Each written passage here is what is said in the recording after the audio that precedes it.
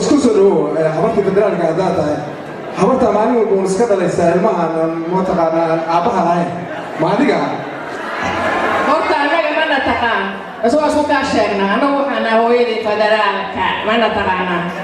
meeshii lagu aasaasay federaalka waa aniga may ogtahay horta soo ka sheegay dadka ama jeedin liya waxaan samaynaynaa caawi waa aabihii federaalka mar dambe hooyadaani ilmaha aabada ahayn ma dhalayso caawi wixii ka dambeeya ilma xalaal ay dhalayso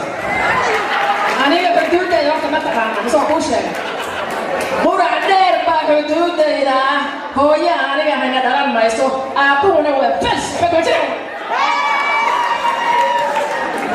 hadaan idin kala celiya hooyada federaalka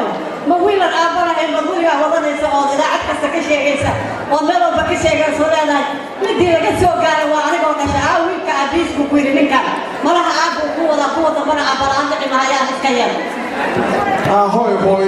hooyo waxaa lagu ogaa gurigeena inay joogto duska xeela qaadatee mar haddaan aniga adigu ishellay waxaan u malaynayaa caawi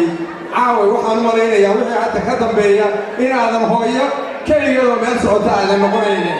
haytaaban xuduudayda waa qurac dheer haytaaban aabana moogelnimo hooyada waa aniga ay ka soo suntay fadhada hadda walaalay ilmaan aabalahan horaa loo diiday anigana dhibkaa lagaa yareeyo kowdhe wiilkaan oo waxaan ku yidhi walaalay naga yeer wax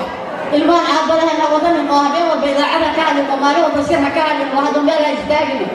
aabii baan caawa ku wadnaa xafladaan iyo gabiskaan iyo xeradaan waa aabii federaalkee iska yeelo ummadda wax ka yeelo wiilan aabalahan meel cidlaha la istaagin walaal wax naga yeer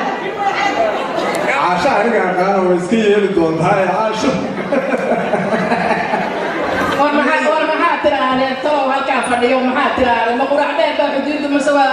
meeshii la odhan jiray jiraqa dheer maxaa tiraahday ma odhanaya marka ma heshiin karaan dee haa waa gaaban tahay maya ma jirto